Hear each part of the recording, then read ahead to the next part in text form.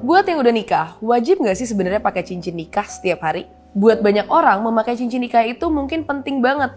Penggunaan cincin, baik karena bertunangan ataupun pernikahan memang udah ada sejak dulu.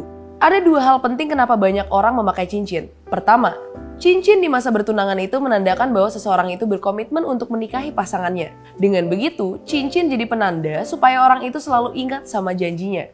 Kedua, cincin itu jadi penanda buat orang lain bahwa seseorang itu udah ada yang punya. Seringkali orang yang mau mendekati atau cari pasangan harus nanya dulu sama gebetannya apakah dia udah nikah atau belum.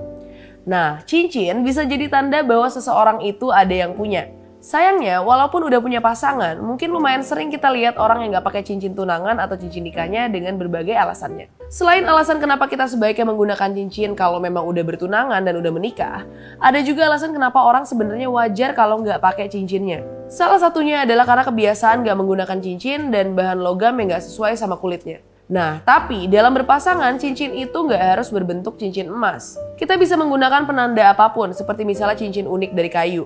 Kita bisa ganti-ganti pakai cincin yang unik dan sesuai mood kita. Apakah salah kalau jumlah cincin yang menandakan pasangan yang kita punya itu lebih dari satu? Mungkin gak lazim, tapi mungkin bisa dicoba. Toh ujungnya memang hanya ingin menandakan bahwa kita itu udah punya pasangan. Kalau cincin ketika bertunangan mungkin pakai logam itu nggak masalah, karena biasanya tunangan itu waktu yang singkat sebelum menikah. Setelah menikah baru kita bisa memutuskan apakah akan selalu menggunakan cincin atau enggak.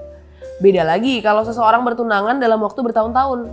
Cincin hanya sebagai alat penanda, sebagaimana alat pada umumnya. Selalu ada jalan untuk membuat pemakainya merasa nyaman tanpa mengurangi maknanya.